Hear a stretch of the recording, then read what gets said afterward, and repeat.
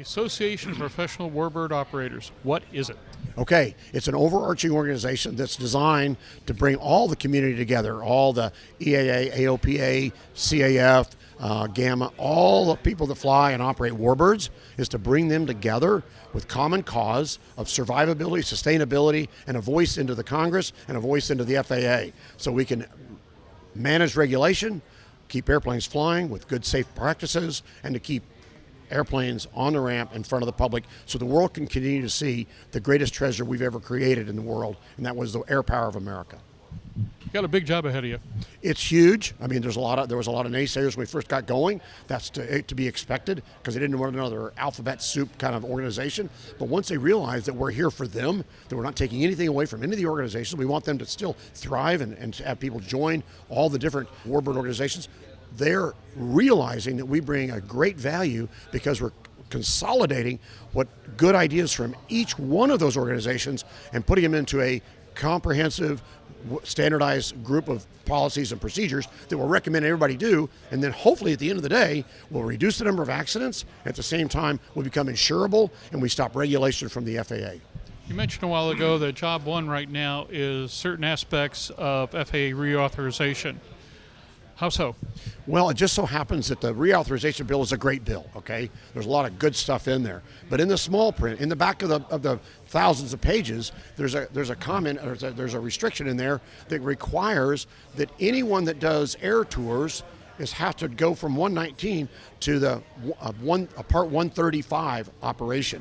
And that would destroy the air tour, flying in either 172 for a Grand Canyon tour, helicopters giving tours around the lake, the CAF or the EAA flying in B-17s, or the flying the trimotor. All the trimotor flights that they just talked about this morning, that they did 36 yesterday, guess what? They'd go away. You cannot operate those under a Part 135 restriction. What can the general aviation public do to support you? They can join. They can join and have a voice and give us good ideas because we're going to consolidate them and then turn around and share them within our community. And if they join us, then they're helping support the warbirds continue to operate and fly at air shows and do air tours and be at all these different events where they're exposing the youth of today to the strength of and the character of the greatest generation that built the finest arsenal of aviation in the world.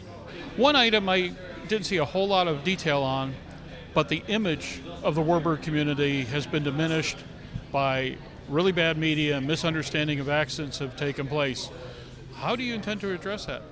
Well, we're going to focus on what caused those accidents and start putting in recommended policies and procedures and standardization on how to do how to make sure the airplane's ready to fly, how to make sure the pilot's ready to fly. Are you really in the game today? Should you be flying? And then in the brief, are you covering all the aspects that are ensure that you don't have another collision or an inadvertent flying into the ground, and get those kinds of problems eradicated, move those out.